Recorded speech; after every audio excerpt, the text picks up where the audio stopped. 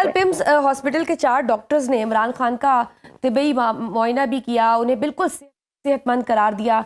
लेकिन आज बैरिस्टर सैफ कहते हैं कि उन्हें सहरी और अफ्तारी में खाना नहीं दिया जा रहा, उनकी इबादत पर पाबंदी है। इससे पहले भी इस किस्म के बयानात आए, लेकिन उनकी तरदीद आ गई। क्या ये गैर जिम्मेदारी का मुजाहरा नहीं है? क्या आपको पता है कि डॉक्टर कौन भेजता है, उनकी रिपोर्ट क्या होती है, इस तरीके से जेल में उनके साथ सलूक हो रहा है। मेरे ख्याल से किसी भी कैदी के साथ इस तरह का सलूक नहीं हो सकता।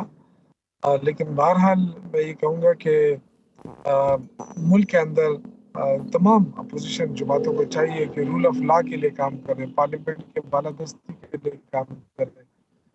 तो आपको पता है फैसले तो पता चल गया कि गवर्नमेंट के पास तो इख्तियार नहीं है, फैसले कहीं और से हो रहे हैं।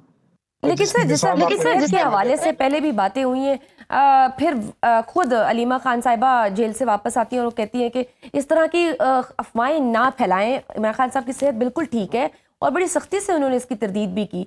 फिर दोबारा से इस तरह की अफवाहें, इस तरह की बातें फैलाना। कुछ तो देखा, मीडिया भी एग्जैजरेशन करता है, लेकिन जाहिर है अगर अलीमा खान ने कहा है तो सही कहा है, क्योंकि वही मुलाकात करती हैं या कुछ हमारे वकला साहिबान मुलाकात करते हैं। हमारे हमारे लिए तो दरवाजे बंद है, हम तो जा नहीं सकते हैं, क्योंकि ना मुलाकात की इजाज़त मिलती है ना। कई दफ़ा ट्राई किया तो बस सब तो हम आराम से बैठ गए। हम्म। जाहिर है हमें तो कुछ पता नहीं है कि क्या हो रहा है क्या नहीं हो रहा है, लेकिन जो जेल मैनुअल है उसके मुताबिक ट्रीट होना चाहिए। और साबिक वज़ीर आज़म है तो मतलब उस हिसाब से उनके सेहत के मुताबिक उनके साथ ट्रीट किया जाना चाहिए। जो मुलाकातें हैं उस पर पाबंदी लगाने से क्या मकसद हासिल करना चाहती है गवर्नमेंट? मुलाकात तो कैदियों के साथ होती रहती है, वो भी एक कैदी की हैसियत से मुलाकात करना चाहते हैं। उनका हक है कि उनके वकला के साथ उनकी बातचीत हो, उनके रिश्तेदार, उनके दोस्त, क्योंकि ये हक तो कोई नहीं छीन सकता कि आप जेल में रह के अपनी मुशावरत करें, अपनी पार्टी को चलाएं, अपनी ये चीज़ों तो इस पे तो कोई पाबंदी नहीं होनी चाहिए। तो सर परवेज खटक साहब तो वफाकी काबीना में शामिल हो चुके हैं, तो इतला तो ये है कि उन्हें वजारत दाखिला में कोई अहम पोर्टफोलियो भी मिलेगा। चेबो को यह है कि उन्हें केपी हुकूमत को टफ टाइम देने और पीटीआई को डिसमेंटल करने के लिए लाया गया है। आप समझते हैं कि वो आपके लिए कोई खतरा साबित होंगे? लेकिन आज मैं अल्हम्दुलिल्लाह कहूँगा कि परवेज खटक साहब को इन्होंने सारे इल्जाम से बरी करके उनको काबीना में शामिल कर लिया, तो इससे फायदा पीटीआई को हुआ है कि पीटीआई के ऊपर जो इल्जाम लगाए जा रहे थे वो सारे गलत थे। तो अब ये कि सबसे बड़ा क्वेश्चन तो ये है कि उनको ले तो लिया गया है, लेकिन क्या वो किसके कंट्रोल में होंगे और किसके अंडर में काम करेंगे, ये सबसे बड़ा क्वेश्चन होगा। क्योंकि मोहसिन नकवी साहब तो किसी के कंट्रोल में नहीं है, तो प्राइम मिनिस्टर से वो आज़ाद है। तो क्या परवेज खटक साहब भी एक अलग हैसियत में काम करेंगे?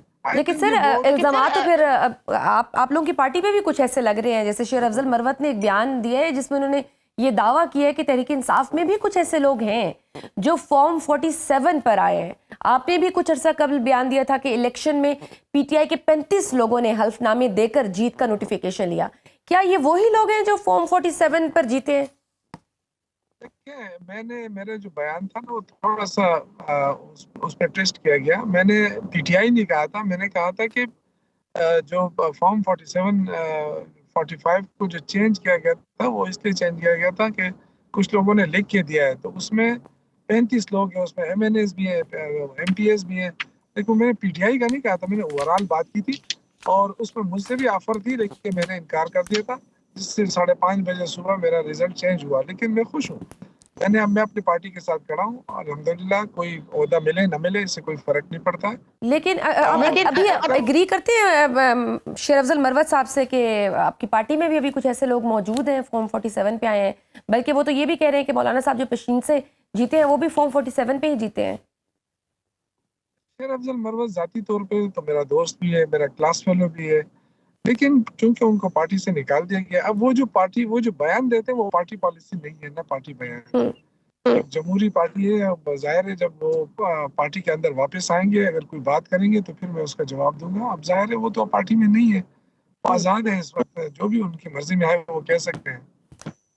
बट सर आपकी जमात का तो नारा ही एहतसाब का था, तो आप उन लोगों के नाम सामने क्यों नहीं ले आते जो, ताकि सबको मालूम हो जाए कि पार्टी में ऐसे कौन से लोग हैं जो जमात को अंदर से खोखला कर रहे हैं?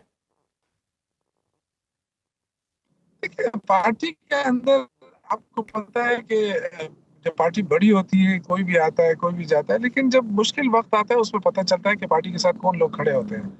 अब जाहिर है बहुत सारे लोग हमारे साथ इस वक्त खड़े हैं, जो चले गए वो तो चले गए, लेकिन बहुत सारे लोग इस वक्त पार्टी के साथ खड़े हैं, तो हम कैसे उन पे शक करें और कैसे उन पे इल्जाम लगाएं?